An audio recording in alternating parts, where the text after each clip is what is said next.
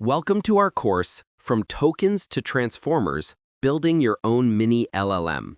We're embarking on an exciting journey to demystify one of the most transformative technologies of our time, large language models. You've likely interacted with them, perhaps without even realizing it. But what exactly is an LLM? At its core, an LLM is a type of artificial intelligence designed to understand, generate, and process human language. Think of it as a highly sophisticated digital linguist. These models are trained on massive amounts of text data, allowing them to learn intricate patterns, grammar, and even contextual nuances of language. This extensive training enables them to perform a wide array of language-related tasks, from writing articles to answering complex questions. What makes them truly large is their sheer scale, billions of parameters, which are essentially the internal dials and knobs that define the model's knowledge and capabilities. This scale is what gives them their impressive performance and versatility. So in essence, an LLM is a powerful neural network meticulously trained on vast text datasets to master and manipulate human language. It's a foundational piece of modern AI. Now that we know what an LLM is, the obvious next question is, why should you care? Why has this technology captured so much attention and investment? The impact of LLMs on various industries is profound and continues to grow. They're not just a theoretical concept, they're solving real-world problems right now. For instance, in customer support, LLMs power advanced chatbots that can handle complex queries, freeing up human agents for more critical tasks. This leads to faster, more efficient service. In content creation, they can assist writers by generating drafts, brainstorming ideas, or even summarizing lengthy documents, significantly boosting productivity. Imagine cutting down research time or overcoming writer's block with intelligent assistance. Furthermore, LLMs are revolutionizing data analysis by extracting insights from unstructured text like customer reviews or legal documents, something traditional software often struggles with.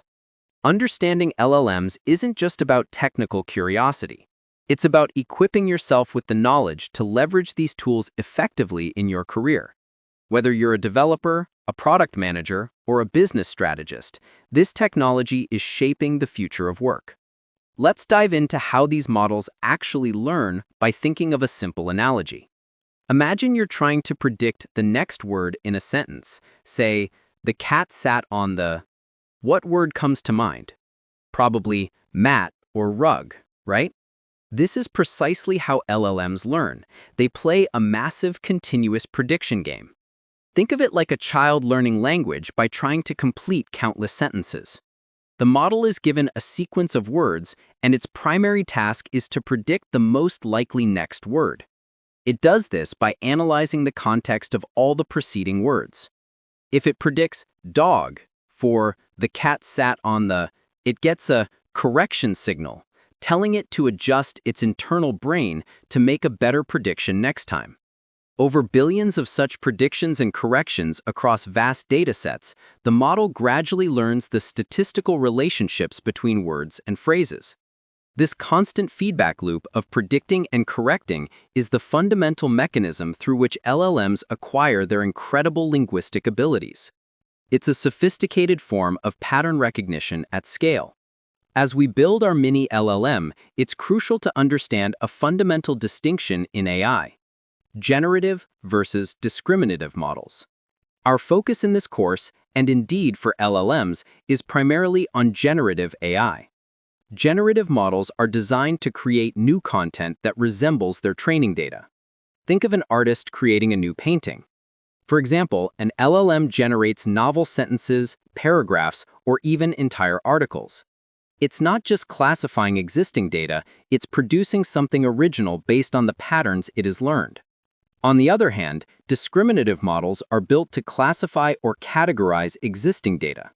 They learn to map input data to a label.